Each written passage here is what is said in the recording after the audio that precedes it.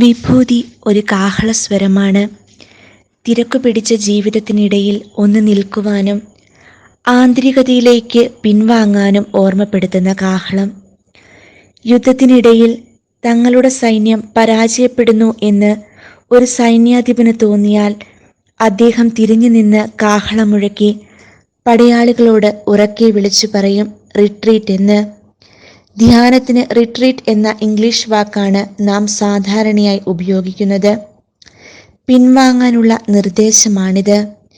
പടയാളികൾ അപ്പോൾ തന്നെ ഏറ്റുമുട്ടൽ നിർത്തി തങ്ങളുടെ കൂടാരങ്ങളിലേക്ക് മടങ്ങും. എന്നാൽ ഈ പിന്തിരിയൽ തോൽവി സംബന്ധിച്ചുള്ളതല്ല. കൂടാരങ്ങളിലിരുന്ന് തങ്ങൾക്ക് സംഭവിച്ച പിഴവുകൾ വിലയിരുത്തി വിജയിക്കാൻ വേണ്ട പദ്ധതികൾ ആവിഷ്കരിക്കും.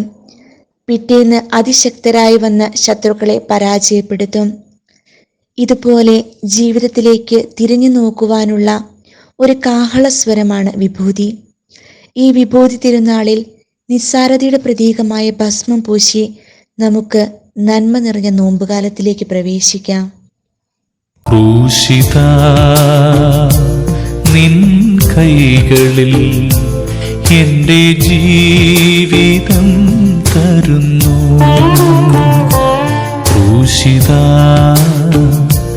നിൻ കൈകളിൽ എൻ്റെ ജീവിതം